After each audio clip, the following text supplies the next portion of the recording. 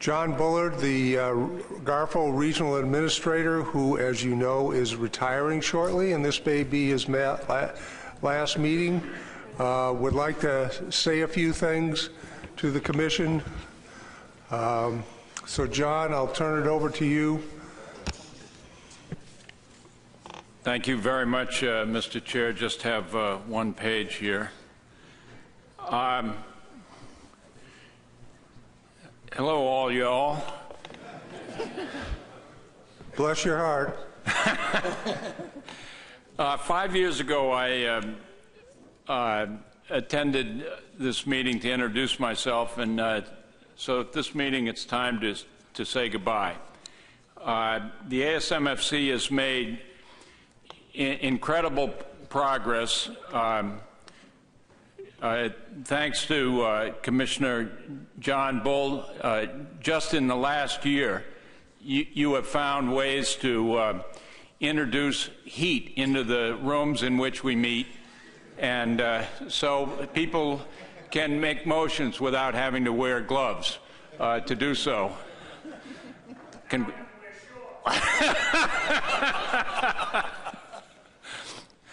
I've learned an awful lot. I think the first meeting I learned at high volume from Dr. Daniel about the shortcomings on our sturgeon policy. Still don't have an eardrum. But we have, as we learned this morning, made an awful lot of progress in sturgeon, and progress in a lot of other areas as well. And I really do value a lot of lessons that I've learned from attendance at these meetings. You all have made some very tough decisions around these tables. There was one, I think it was in Baltimore on Menhaden. But those tough decisions are necessary to rebuild fisheries, and you've done that, not just with Menhaden.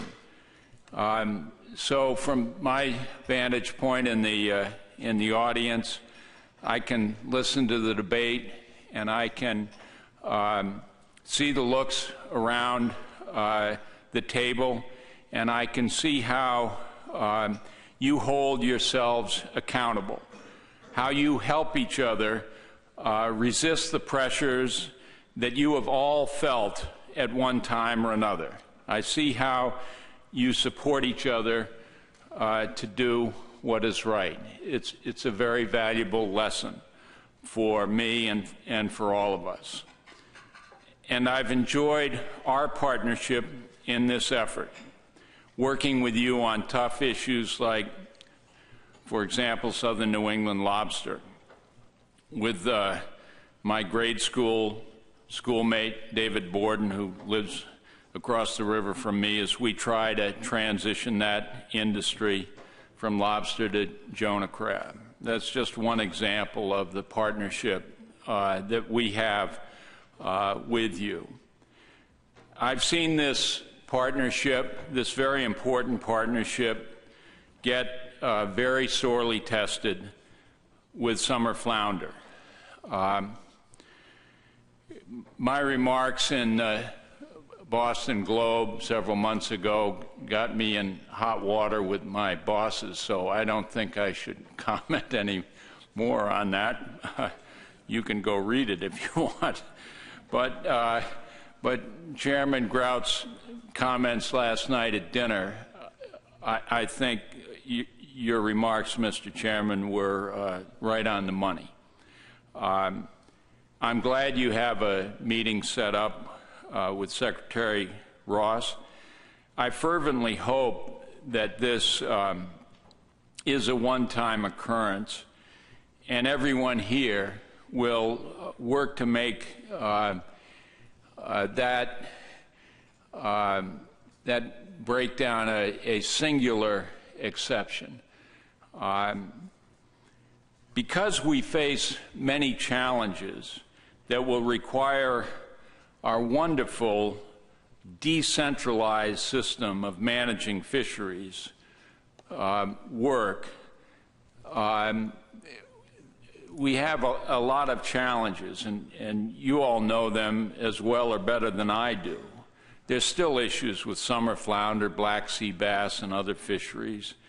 There's the issue of climate change, which you have helped educate us and the regional fishery management councils on. It's causing havoc in so many ways. The issue of allocations has to be faced. The issue of forage fish has been mentioned here. And just this morning, Bob Beal mentioned competing ocean uses, and there are, of course, others. And so this partnership that we have is very important. There are some thank yous that I want to offer, Mr. Chairman, and it could take all day, and I don't want to, but I do want to mention in particular state directors. It was at a meeting we had with state directors out in San Diego that Paul Diodati, who was deservedly honored at lunch, said to leadership at NOAA Fisheries that we aren't partners with state directors. State directors are our allies. And that's a very good use of that term. And I've certainly felt it. We are in the trenches with state directors. And I felt that, and I've enjoyed the relationships that I've had with the state directors confronting problems in my region. And as I've done that with each and every one of you, I've developed profound respect and become friends. Maybe possible exception, Commissioner Martin, bless his heart. But in all seriousness, Russ, come on, I can't start laughing now, Russ. Yeah, the respect I have for you is so high for the jobs you do, the difficult jobs you do. Secondly, the staff at ASMFC, Bob, Tony, and all of the team under ASMFC, wow, it's every time it seems that we have a problem at NOAA Fisheries where we need something done, you know, I pick up the phone and call Bob. You know, if it's distribution of disaster assistance, if it's reimbursement for at-sea monitoring, if it's help with fishery-dependent data visioning with the partnership that we both have with ACCSP and Mike and his team, the professionalism, the dedication, the expertise, the passion, you know, they're an extension of our team. And it's so wonderful to work with. You know this, Mr. Chairman, but I want to tell you we know it too. And it's just a great team to work with, the staff here. And lastly, I want to say our team here at NOAA that I have the honor of working with. I was going to serve 2 years at NOAA Fisheries, and I'm here.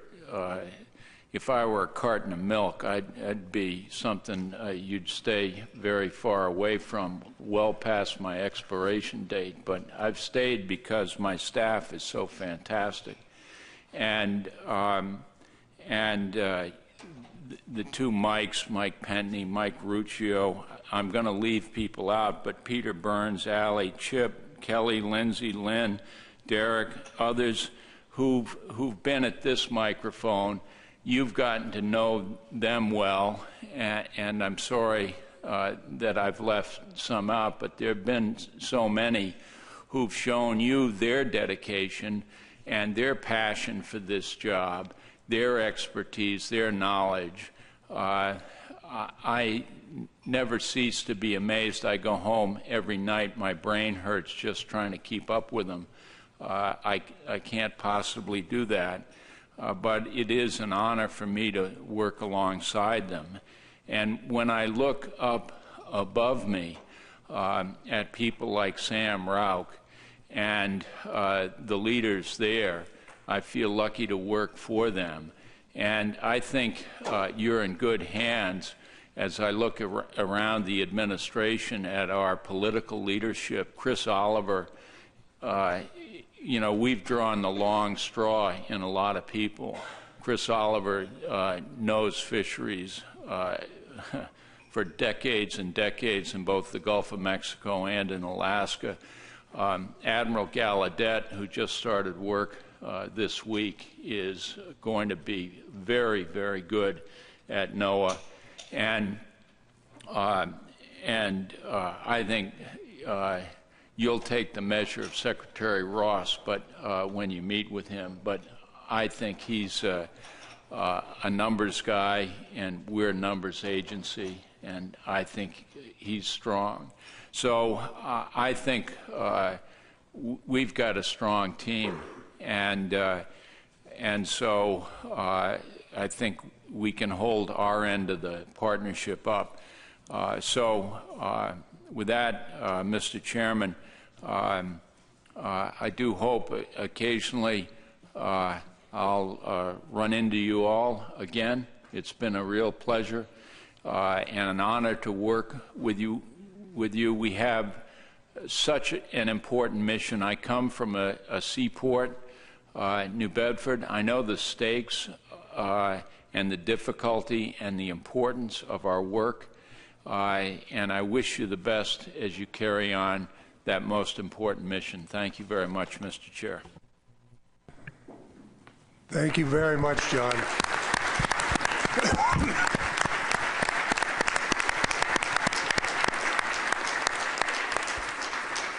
And John, I just want to recognize you and thank you for all that you have done to promote and support the partnership that we have between the Commission and GARFO. I've seen many, many things that you've done over the years that have really, you have supported our work, you've supported our communication, you've supported our co-management, and you have been an ally as we have tried to be an ally in your work. So thank you very much, John, for your, and good luck in your retirement.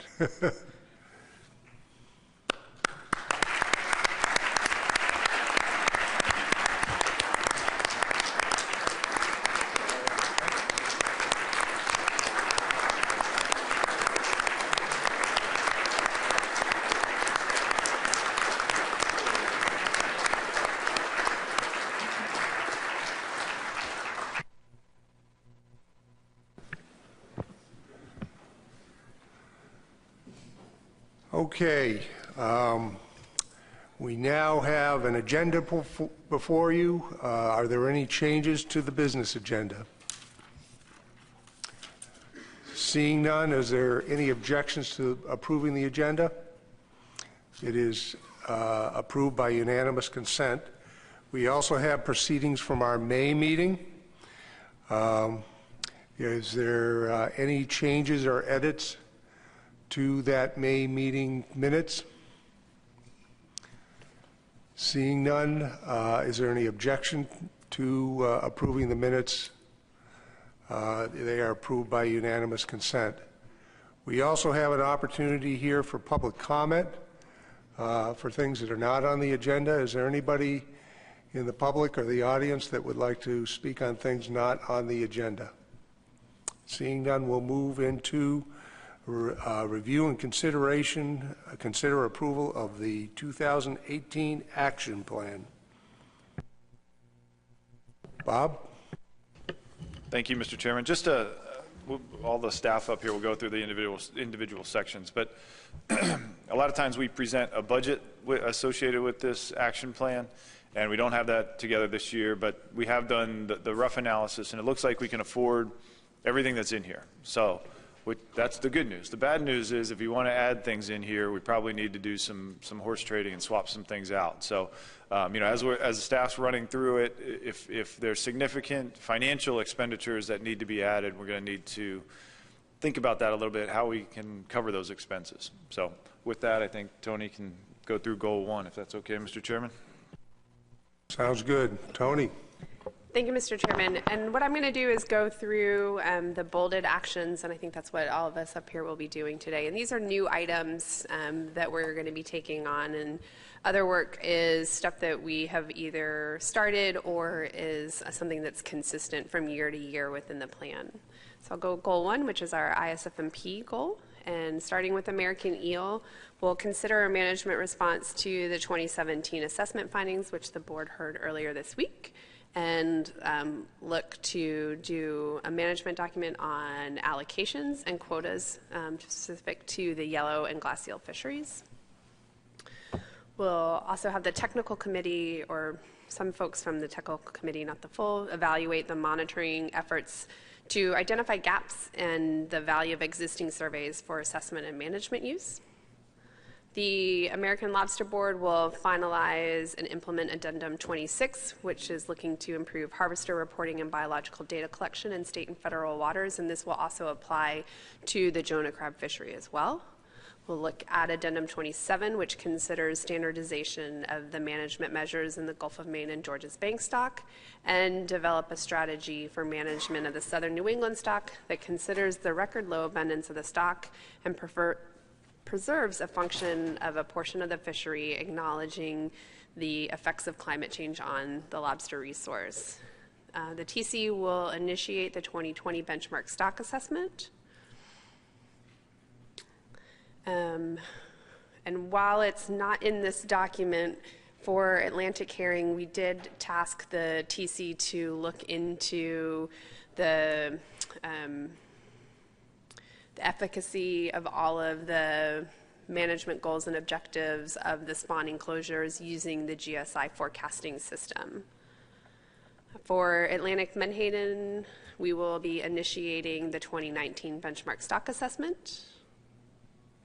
For Atlantic sturgeon, we will monitor the state and federal activities in response to the Endangered Species Act listing of the Atlantic sturgeon, including the 5-year review status, which we heard about this morning. In bluefish, we'll be collaborating with the Mid-Atlantic Council to initiate the development of an amendment that would address allocation in the bluefish fishery, as well as collaborate with the Council and the Science Center to complete an operational stock assessment pending the availability of the new MRIP program estimates, and then consider a management response to the assessment findings in conjunction with the Council. For coastal sharks, we'll monitor the stock assessment results for sandbar and mako sharks and provide a technical committee recommendations to those assessments, and then do a management response if we are needing some complementary management actions with HMS. Under shad and river herring, we'll be initiating the 2019 American Shad Benchmark Stock Assessment, and we'll be monitoring the activities of the ESA review of river herring. And we'll also review and update the American Shad habitat plans as required by Amendment 3. For both Atlantic croaker and spot, we will be conducting the analysis to explore and potentially update the traffic light analysis, which includes additional indices or age composition information as a possibility for inclusion. Cobia, we will implement the Cobia FMP and work with the South Atlantic Fishery Management Council as well as NOAA Fisheries to ensure complementary regulations between state and federal waters if the board approves a Cobia FMP this week. We'll also collaborate with the CDAR to conduct a stock identification workshop in preparation for the 2019 benchmark stock assessment, which we will also initiate. Scrolling down, for SCUP, we will collaborate with NOAA Fisheries and the Science Center to finalize the 2018 operational assessment pending the availability of updated MRIP information, and then consider management responses necessary. The same for black sea bass. And we will also, if made a priority by the Mid-Atlantic Council, and this will be discussed at the December meeting, collaborate with the Council to initiate a black sea bass amendment that would consider management of the entire fishery. And then for weak fish, I have a correction. It should say initiate the development of the 2019 stock assessment update. We're going to do an update this year, but due to the MRIP data coming out in either the late summer or fall of this year, and because that assessment has such a reliance on a recreational CPUE, we thought it best that we wait and get that information first and then do the update. For winter flounder, the board will review the 2018 GARM stock assessment results for inshore winter flounder and consider management response in coordination with the New England Fishery Management Council, as well as GARFO. Then scrolling down into section 1.2, we'll collaborate with NOAA Fisheries and the Secretary of Commerce to ensure transparency and the integrity of the Atlantic Coastal Fishery Cooperative Management Act as provisions are preserved, including seeking opportunities to collaborate with NOAA Fisheries as it conducts the ESA status reviews for sturgeon and river herring. We will also take the next steps in response to the Commission's climate change white paper to address fisheries impacted by climate change, and we'll be discussing that later this week at the policy board. We'll also work with NOAA leadership to better understand the impacts to state management programs. Given the movement towards increased recreational flexibility, we'll be seeking ways to address the concerns of the recreational community with regards to commission-managed and jointly managed species. As a part of this, the Commission will assist in conducting and participate in the NOAA Fisheries 2018 National Recreational Summit. We will also respond to the new MRIP estimates as needed across all of our Commission-managed species. And I will pass it off to Pat for Goal 2, Science. Do you want me to do questions? I'll take questions first. Pat?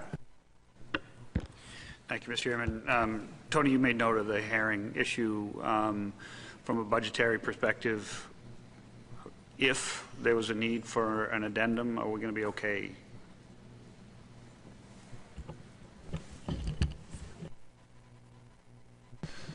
You know, Pat, if it's only 3 hearings up in your neck of the woods, you know, that's not a real great expense. You know, one trip up, a couple nights in a hotel, so we can probably accommodate that, no problem. Any other questions for Tony on Goal 1? Seeing none, Pat? Thank you, Mr. Chairman. Goal 2 covers the fishery science research and stock assessment activities of the Commission. New activities include collection of more spot age data, as well as pursuing improved sturgeon bycatch monitoring in state waters. Those were both research recommendations that came out of stock assessments completed this year. In terms of the overall stock assessment workload, it looks pretty heavy for 2018, including benchmark assessments for sea herring, horseshoe crab, northern shrimp, striped bass, and summer flounder, as well as initiating a benchmark assessment for American shad. We will also conduct assessment updates for spiny dogfish and initiate an update for weak fish. Tied to a few of those benchmarks, the Commission will organize and conduct peer reviews for the horseshoe crab, northern shrimp, and possibly the striped bass stock assessment. We need to figure out if that's going to be an ASMFC or SARC review. Another new task is to develop a long-term vision for scientific initiatives within the Commission's next 5-year strategic plan, and that is a task that will be spearheaded by the Management and Science Committee and the Assessment Science Committee.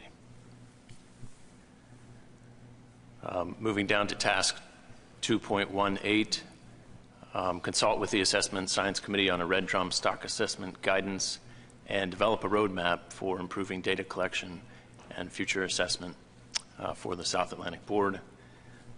Also, monitor the progress of COBIA research projects and contribute to the Stock ID workshop in preparation for that assessment in 2019.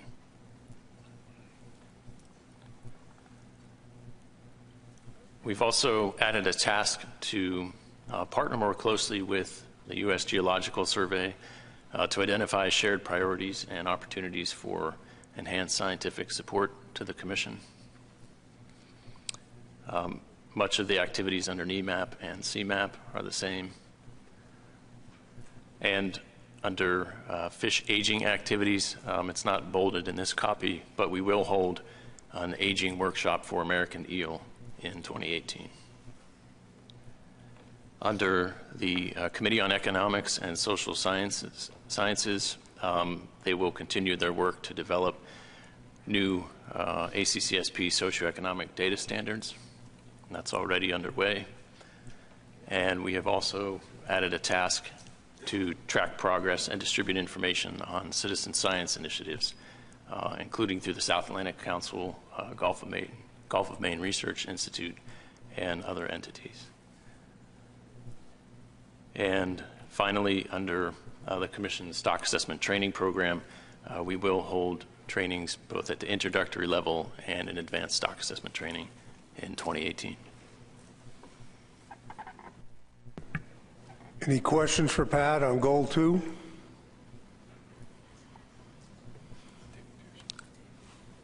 David, thank you. Yeah, just a clarification on task 2.3.4, and track the progress and distribute information on citizen science initiatives through those different groups. What is the thinking regarding these specific initiatives? Citizen science initiatives is something new that we're going to entertain, or could you explain a little bit as to why this task is in it, if you would? A couple of examples include with GMRI, they have a Snap a Striper program, which is something that we've highlighted in Fisheries Focus. And it's simply, not for the Commission to initiate these fairly local programs, but to be a centralized place to understand what's going on up and down the coast and explore their utility either for technical processes or to advise fishery management. Yeah. John? Yeah, thanks, Mr. Chairman. Pat, could you just expound a little bit on what the ACCSP socioeconomic data standards are and how those will be used in the upcoming addendums and amendments? For starters, the program, and Mike, feel free to jump in, but ACCSP has a very short list of standards that they developed way back in the late 90s. And although it continues to be a program priority, there are some socioeconomic data that have come into ACCSP, but it's not at the same level as the catch and effort bycatch data. And so in order to promote more socioeconomic data coming in from the states and federal partners, we need to develop standards. And that's something that Shannon Madsen, as our CES coordinator, has worked with ACCSP to get that ball rolling this year. We hope to finish it this year. And part of the objective is to provide that baseline information to the fishery management plans on different socioeconomic indicators. So that's part of the longer goal. Any other questions on Goal 2? Goal 3, Tony? Thank you, Mr. Chairman. So Goal 3 is our promoting compliance within our fishery management plan. So Goal 3 looks at activities of our law enforcement committee, and there fewer bolded tasks here, but still lots of great work going on from the Law Enforcement Committee, especially in response to any items that will come out of management boards. But they will be evaluating the effectiveness of the commercial tagging programs and systems and user compliance, in particular with TTOG. We won't initiate that tagging program until 2019, but we'll still be working with law enforcement to make sure that the program that we put together does not have any enforcement loopholes. They'll be reviewing and providing input on enforcement issues associated with the American eel or any other aquaculture programs and proposals. And that is it. Questions on the Goal 3? Seeing none. Goal 4, fish habitat. Thank you, and I'm going to tag team this with Pat. He'll cover the ACFIP portions of the habitat goal, and I will do the Commission's habitat program. Habitat is actually currently meeting right now, and they will be publishing a habitat management series. They are still determining what that topic will be, so we will fill this in once they've made that decision later today. We'll also be developing outreach materials on the benefits of habitat to fish productivity and non-technical audiences. And this is geared at stakeholders, the media, and the general public to be handed out at trade shows and such. And then I'll pass over to Pat. Yeah, quickly on the Atlantic Coastal Fish Habitat Partnership, just a few new activities. One, to update their website. The second, very large task to conduct habitat mapping projects both in the southeast and northeast regions. And finally, to take their species habitat matrix, which was currently in a journal publication format, and move that to an online searchable format.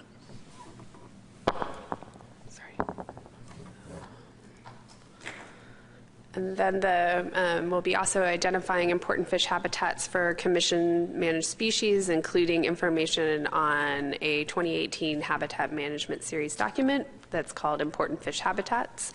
And this is sort of taking all of what we currently call habitat areas of concerns, HAPCs, in which the Habitat Committee is developing new language to address that topic as directed by the policy board, and then we're going to put all of those, whatever the new term is, into one document for easy reference. And that is all. Any questions? Any questions on Goal 4? Seeing none. Goal 5, is that you, Tina? Yep. Thank you. Goal 5 addresses our stakeholder and public support for the Commission and specifically our outreach initiatives. You'll see much of the content remains from last year as ongoing activities. New to this year is a focus on collaborating with NOAA Fisheries, MRIP staff on communicating improvements and changes to the MRIP. We will be publishing our 2017 annual report. Continue to work with the science staff on preparing and distributing assessment overviews and focal species for next year are herring, striped bass, horseshoe crab, northern shrimp, and summer flounder. We're going to explore this year doing some quarterly topic-driven webinars to engage and inform the public about our current activities, and we'll focus each quarterly webinar on a different aspect of Commission programs from management, science, habitat, and data collection. We will work with, I'll be working with the Commission staff to further improve our messaging and communication skills with media, as well as developing, strengthening our ability to provide written content that is accessible for non-technical audiences. And we will be updating our website early in the year to just improve functionality and include new content on ACCSP, COBIA, and as well as a Fisheries Management 101 page. And that's it for outreach. Questions on Goal 5? Lauren. Yes, thank you, Mr. Chairman, and thank you very much for the information just relayed to us about how we relate to the public and how we can help them to understand more, ideally, what we are actually doing and why we're doing it. I was especially interested in the consideration regarding webinars, and I participated in some of those in Pennsylvania with the Pennsylvania Game Commission and other agencies. I'm wondering if there's an opportunity here for us to reach out to high school or college science-like classes so that they can get a grasp on our role in a changing environment.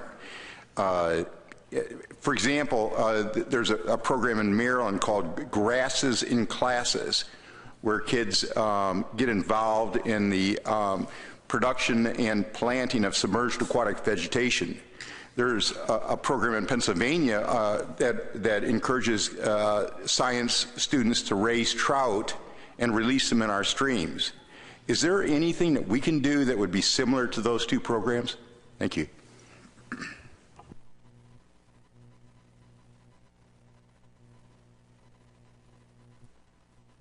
We do make an effort to go to various graduate and undergraduate programs and talk about the Commission and fisheries management in general.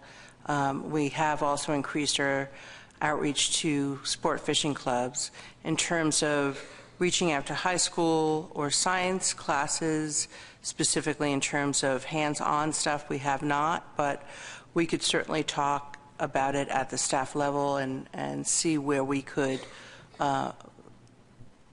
involve ourselves in those activities to a greater extent. Other questions on this goal? David? Thank you, Mr. Chairman. This relates to Goal 5, but may also be like 3.11 or 1.2. It has to do with specifically cobia in this particular instance, but you're getting a lot more stakeholders that are doing their homework. They're going to hitting the books. They're trying to understand what's going on. Some of them may or may not be able to join the different committees and panels and feel like, you know, they've done their homework and might have a different opinion.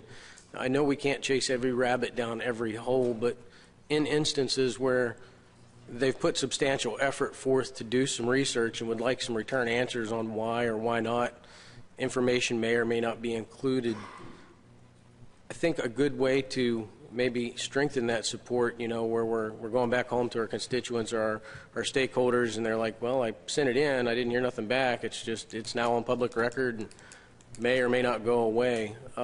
Is there a mechanism in which we could possibly at least somewhat address what they're sending in and make that visible to the folks around the table as well?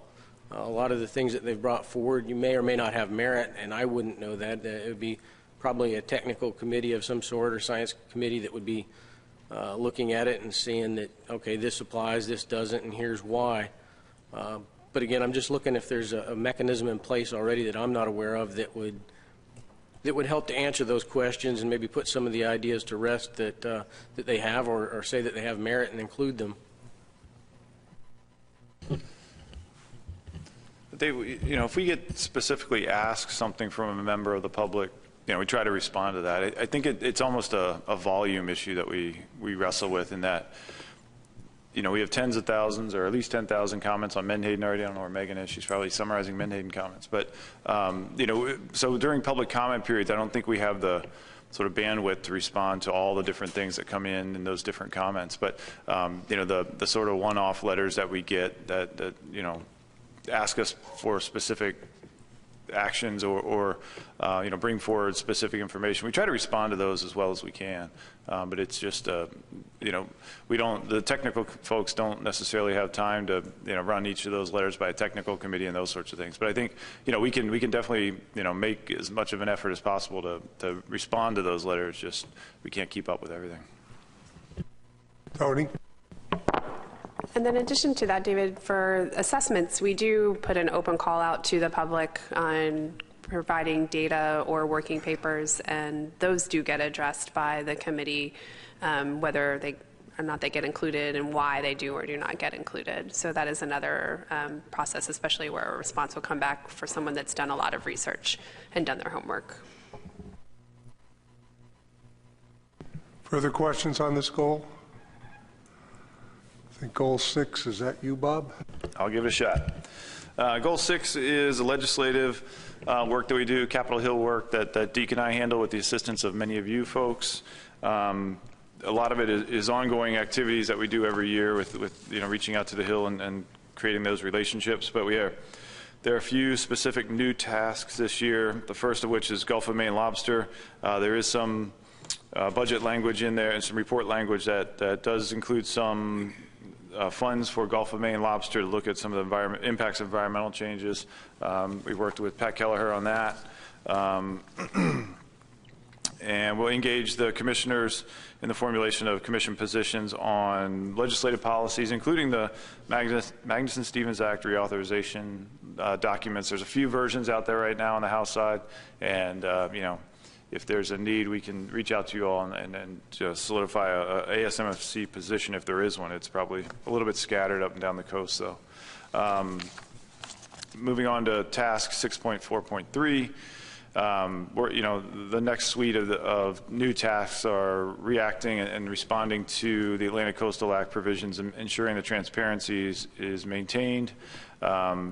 And then the policy and funding issues, obviously we communicate the funding priorities for the states, and it goes on to develop relationships with the Secretary of Commerce and Assistant Administrator for NOAA Fisheries, meeting with the Secretary to talk Atlantic Coastal Act, which we're doing next week. And also, talking again about the priorities for the commission and the funding, including horseshoe crab survey that we've been able to fund the last couple of years. So that's good news. The bad news is it's not permanently part of the budget, so we have to go up there and make sure the dollars are available every year for the horseshoe crab survey. So those are the highlights of our Capitol Hill outreach activities. Can answer any questions if there are any, Mr. Chairman. Malcolm? Just one question. The Delaware Bay, is that specifically the Virginia Tech survey? Yes. Tom Foti? It was always helpful when I went to a congressional office to have as much information as I could. And the last year I was able, when I went to, and actually even state legislators, when Southwick's did the breakdown of recreational fishing by numbers in every congressional district, which they did in every state, it was very helpful to walk in with that economic breakdown. I wish I had it for the commercial fishery because it would have been really important, especially in New Jersey. But when you find out you got 66,000 anglers in your district, even though you were in the middle of the state that is not even near the water, it made a big point of the old books, the books we used to put together with all the fishery plans in it, the information on the species and things like that, always made a nice presentation to give into the office with those types of sheets. So it'd be nice if we had the same thing on the commercial side as we have on the recreational, because those numbers mean money to the congressional districts, but we also use it for the state legislature because they know which congressional district they're in. They can see the breakdown of money to do that. So that would be helpful also. Tom, we can pull those together for you. Any specific meetings you have, let us know. We can pull some information together. Deke and I usually bring sort of the state level economic impact data with us when we go up to the Hill, talking recreational impact, commercial impact, a number of jobs on the commercial side, a number of trips on the recreational side, those sorts of things. We haven't broken it down to individual districts. We usually have been talking at the state level, but we can break it down further if it's available. Follow up, Tom? Yeah, it's already broken down. Southwick's put that all together, so they have it all over for all the states up and down the coast. I can get you that information if you need it. Great, thank you. Dave Pierce? Task 6.3.5, engage commissioners in the formulation of the commission's position on federal legislative policy, including pending MSC reauthorization legislation.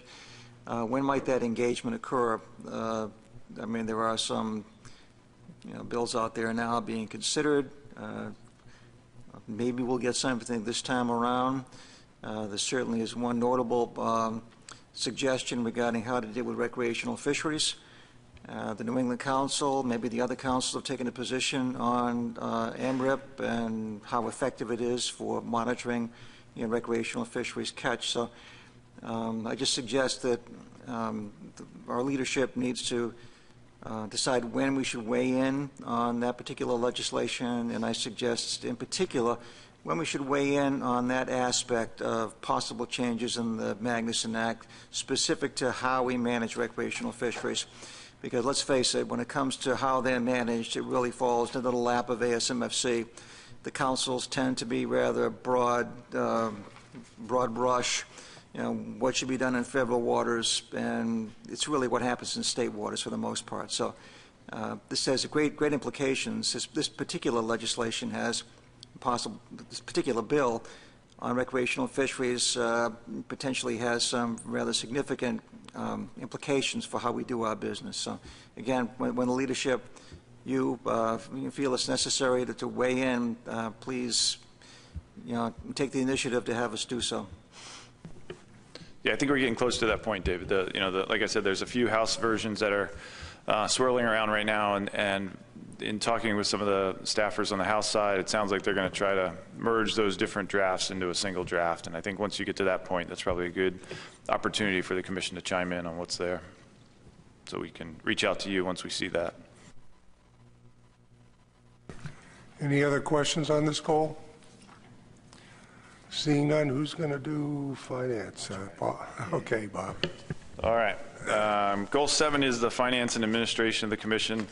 Most of these are things that we do every year. Not to say it's not a lot of work. It is a lot of work, but they're just the care and feeding to keep this whole business going. So there are a couple new tasks buried in here.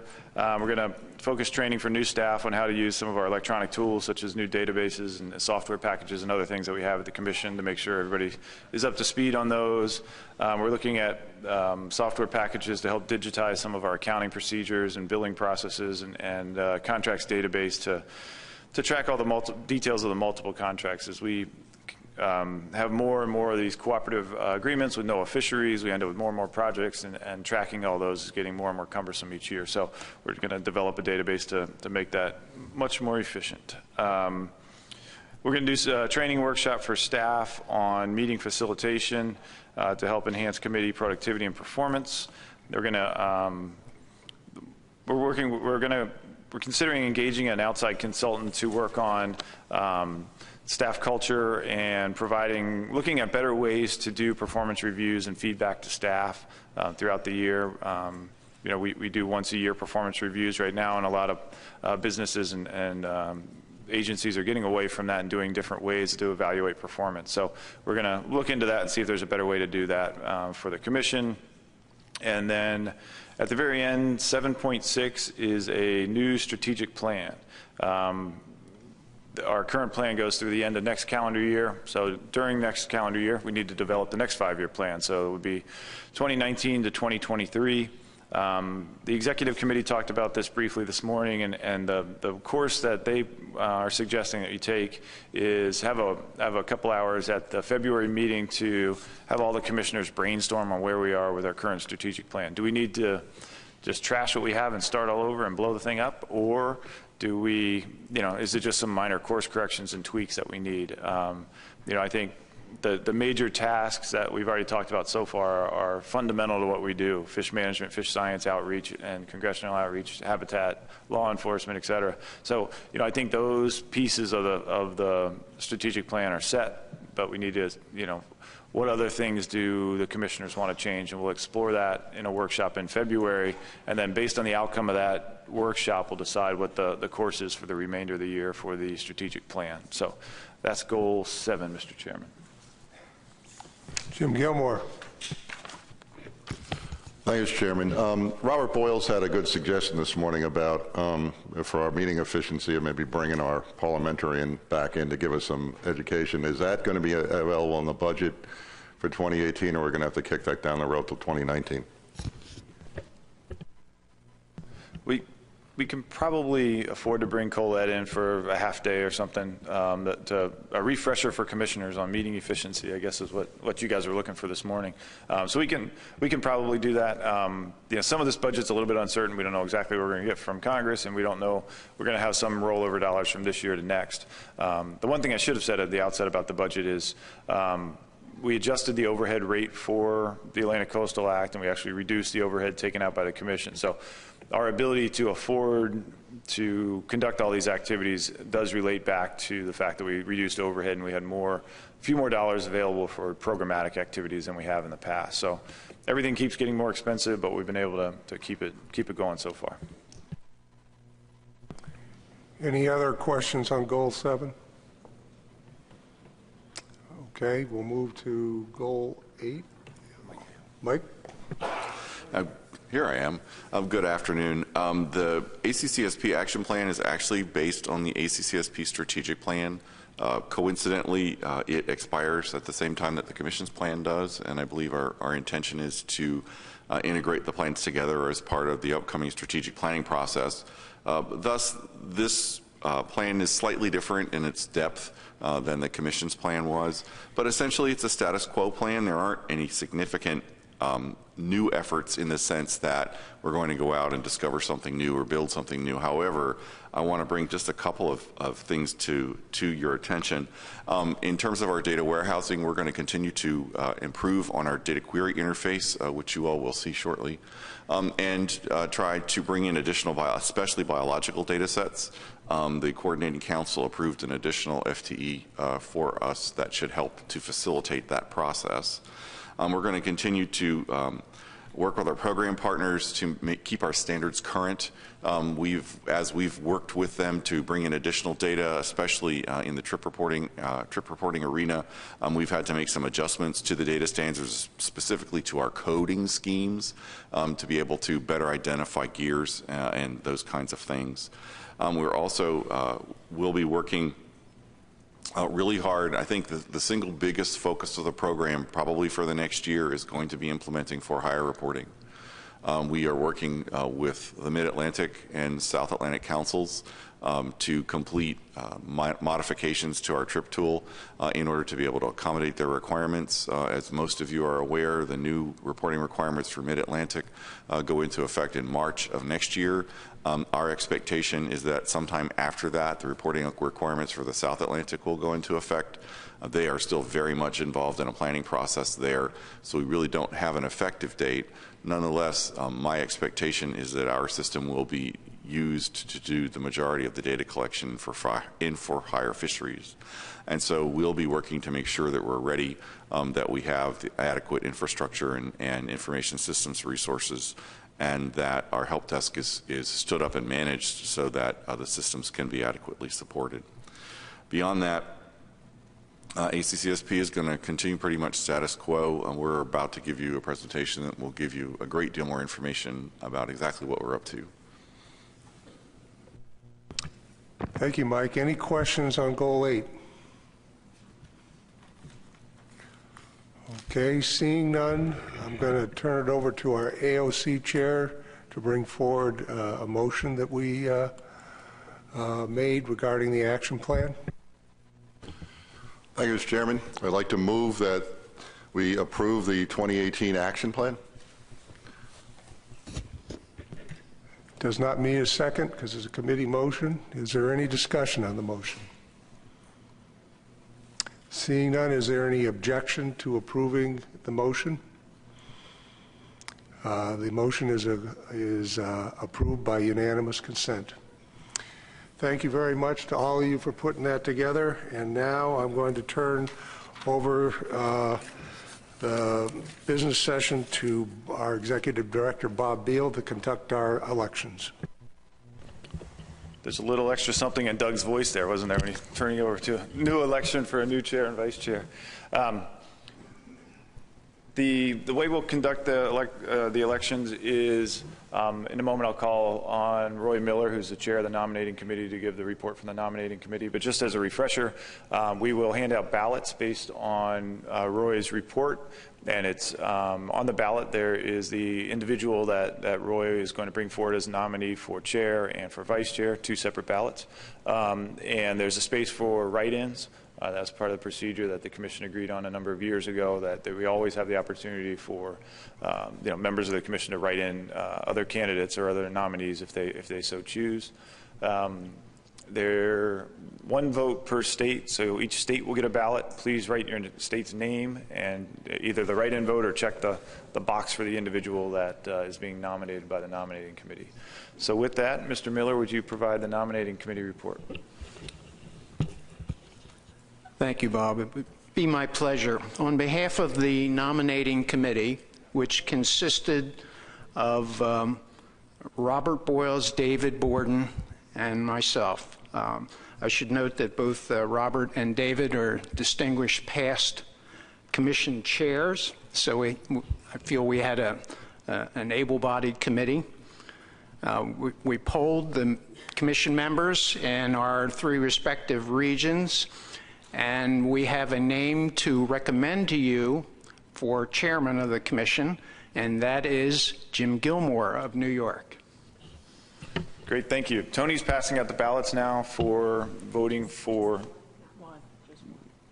Yeah, so this is just for the chairmanship. Tony collated them, so this is throwing her off. Well, just hand them both out. Let's hand them both out, and we'll make it through. Make sure you fill out the chairman one for the chair and the vice chair for the vice chair.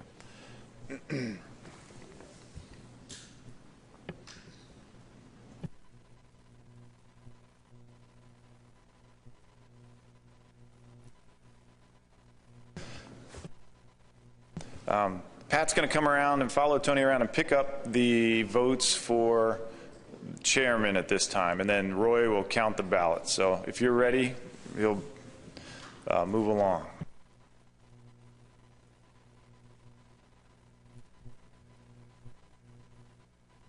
Has everyone turned in the ballots for chairman? Florida's absent. Mr. Miller, do you mind reporting the vote? It would be my pleasure. The vote was 14 in favor of Jim Gilmore. Congratulations, Jim.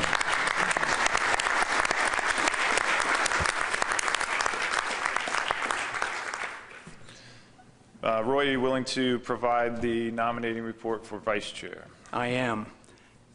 Once again, it's my pleasure to recommend for your nomination Pat Kelleher of Maine as vice chair.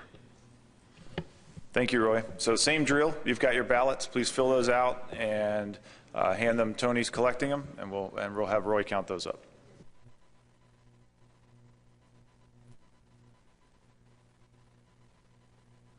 Mr. Miller, can you present the results of the vote, please? We are, and I'm happy to report it's 14-0 for Pat Kelleher. Congratulations, Pat.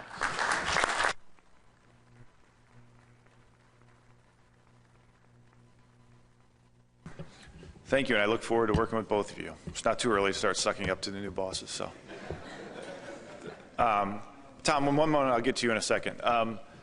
Doug, do you mind coming back up for a moment? So on behalf of all the commissioners and all the staff, Doug, we've got a crystal clock to thank you for your 2 years of leadership, actually 4 years if you include the vice chair. So, you know, I personally loved working with you. You're always available, always provided great advice. We needed a lot of advice over the last couple of years. And so, Doug, I just want to thank you on behalf of everybody here for your 2 years of service. Thank you.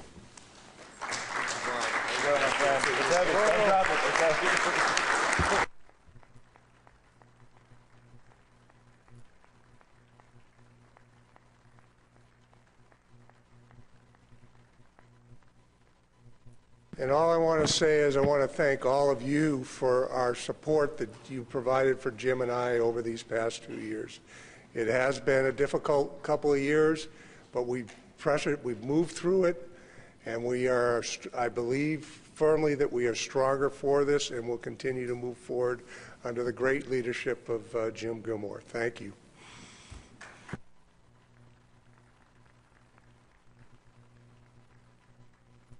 Tom Foti, do you have a comment?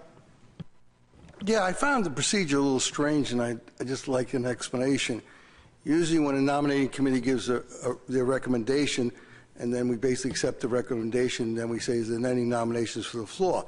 Now, there's never any nomination for the floor, but I think procedurally that's the way I'm used to. We're going through the years of going on.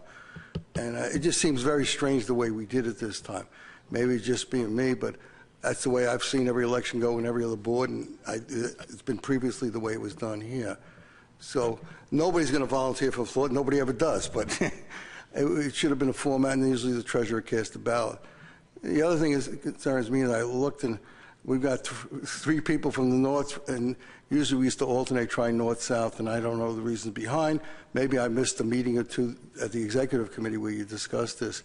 I'm just curious what was going on. And maybe the other commissioners that weren't at the executive committee have to know the reasons what's going on with this. Because I haven't been reached out to, and I think some of us haven't been reached out to find out what's going on.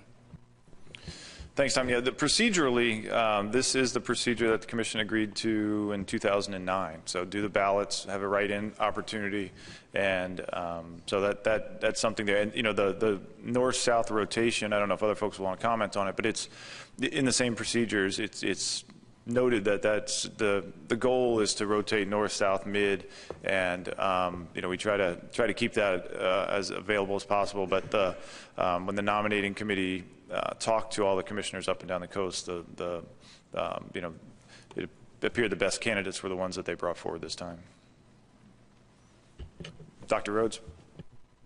Yeah, Tom, to that point is the same. We've had that discussion, but we almost feel like there are three areas, and so we feel like there's New England, Mid-Atlantic, and South Atlantic, and we do have a Mid-Atlantic and a New England representatives, you know, right now. So we've got two of the three areas, which is just the way it's going to work out, I think, administratively, you know, with the commissioners in the South. But we still, you know, feel like, being from the South, we don't feel like we are underrepresented. And that's speaking for myself, but I think it's a sentiment across the board. And the other thing, Tom, is the executive committee did talk about elections this morning and the nominating process a little bit, and as well as sort of who's eligible to become vice chair and chair of the commission. Is it proxies, permanent proxies, ongoing proxies, just you know, actual commissioners? Who is it? So the executive committee is going to open up that process and look at the election. So that, you know, stay tuned for that. Yeah, Tom. Yeah, I mean, the last time we had a governor's appointee up as a vice chair was Bonnie Brown. That's got to be 15, 20 years ago. So there's 45 commissioners also. That's a fair point. Anything else before the business session? All right, seeing none, the business session will be in recess until tomorrow later tomorrow morning. I forget the time, 11 o'clock or so. So we stand in recess right now. We'll start the Commissioner ACCSP workshop in a few minutes. Thank you.